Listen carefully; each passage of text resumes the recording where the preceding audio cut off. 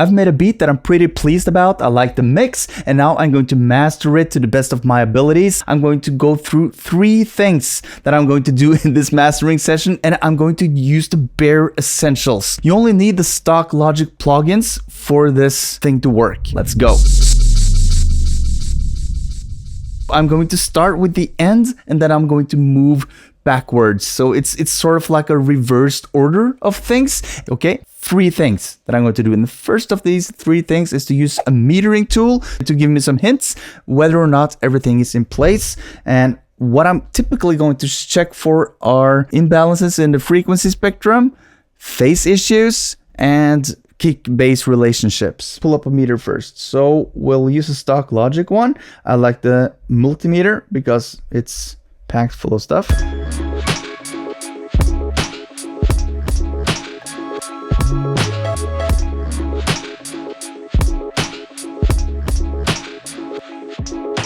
So the first thing that I want to mention is the frequency spectrum. There are healthy levels here.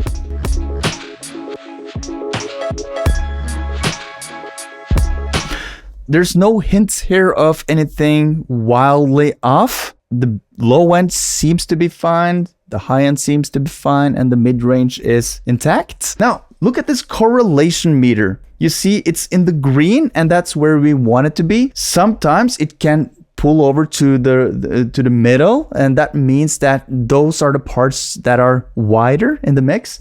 Let's look at the goniometer, where we can look at the width in this mix. It's quite narrow because the kick and the bass are the most prominent elements, and they are dead center. We have these instrumental parts, and some of the drum sounds are also panned left and right. But listen to this, or look at this. So you saw in this intersection where you have this beat break that everything widens up a bit, and you can also see it on the correlation meter.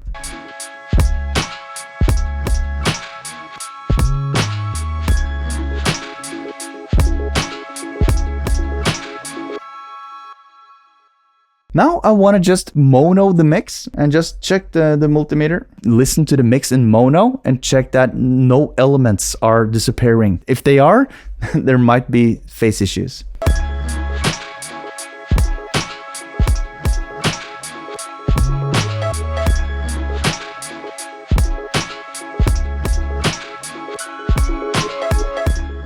Now, if you like this video so far, hit the like button and consider subscribing if you want more videos like these, and hit the bell button and, you know, the bell curve. So that was it. That was the metering, just to check that everything is okay with the mix, that there are no mistakes that I've done in the mixing, which I would have gone back to the mix to check if there were some elements out of phase. And that was actually a risk in this case because I had 3 snares on top of each other, and I had 2 kicks on top of each other. And what I did was made sure that the waveforms were aligned so that they wouldn't cancel each other out, like you can see here in this illustration right here. It's really frustrating to have the drums, or any other element for that matter, sound really weak and out of place, and then you start gaining and compressing and EQing to no avail. So just checking the phase is really important. Now we will start with step number 2, which is the final limiter. I'll just use this one. This is the simplest limiter. Now I want to comment on the loudness here, because that's also a thing. Compared to another track in the same genre, you don't want your song to stand next to another track that sounds a lot fatter and louder. You want your track to be just as loud as the previous and the next track in the playlist, for example. Right now it peaks at -7.7, so I've mixed this beat quite low in volume, and that doesn't really matter. When it all comes down to it, you want your mix to be, or your master in this case, to be dense enough so that you have the pleasurable hearing experience, and that it doesn't sound softer than the other tracks around. I want the output level to be -1, so that's my standard. There's usually between -1 and -0.3. I like -1 because then I'm safe, and also because I don't like to use the true peak detection circuit. I never used that one, so I just turn that off. And what will happen is that some rogue peaks here and there will pass through the output level settings. So there will be some 0.9 minus 0.8 and so on. That's my experience at least. So I'll leave everything else alone. And then I'll just use my gain, pull up the meter as well as I turn the gain. Let's see.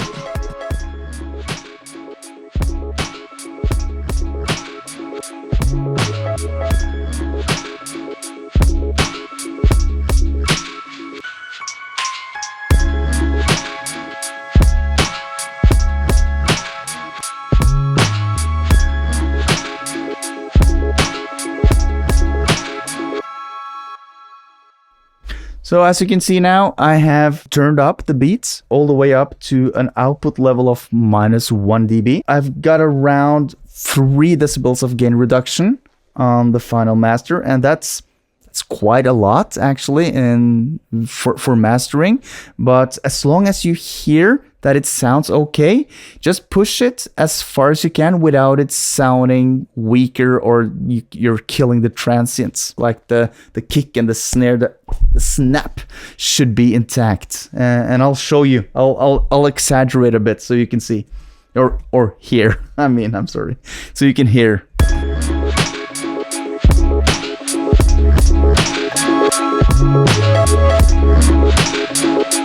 You hear how dull sounding it became? 12 decibels of gain reduction. We don't want to have that. Less.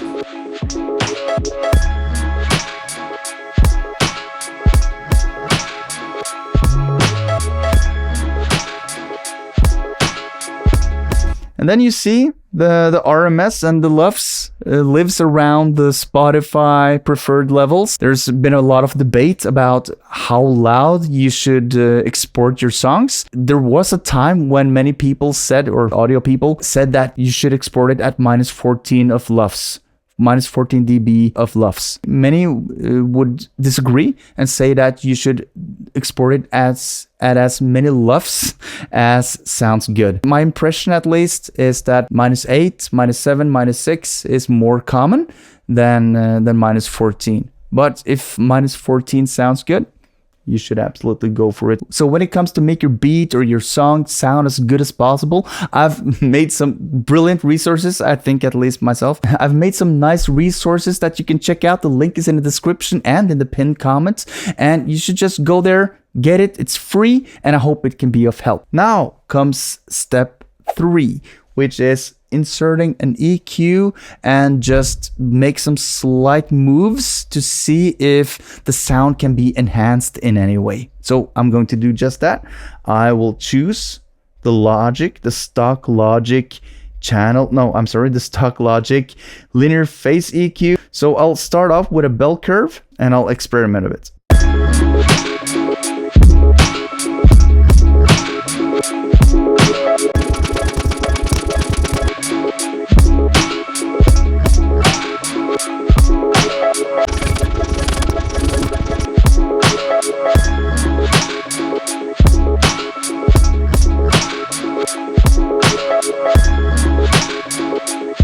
The first one that I did at 2.5 kilohertz, I thought I heard some squeaky noises. I tried with and without and found that a bit of a reduction in that area would be suitable. And here we have another one with about 2.3 or something of reduction in the 300 hertz range. And this was just to clean up a bit of mud that I thought I heard.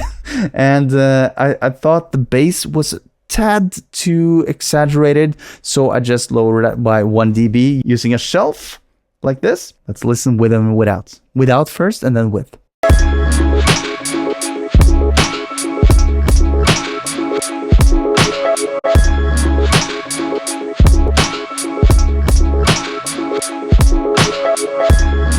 I tried boosting certain frequencies. I tried to boost the air frequencies. It only sounded harsher. So I think I've maxed out all the air that I can get in the mixing. Now let's listen with and without the processing. So first without processing and then after the processing. Let's listen.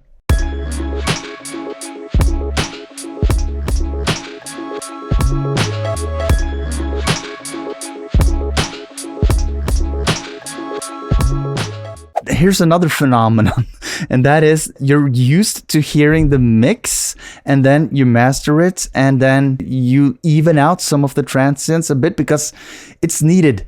I will make a shoot guess that I'm pretty used to a bit exaggerated transients. So when I come back to this tomorrow, I think this will sound perfect, but who knows? I might make some other tweaks, but that's my only problem with this song right now. I'm satisfied with the work I've done.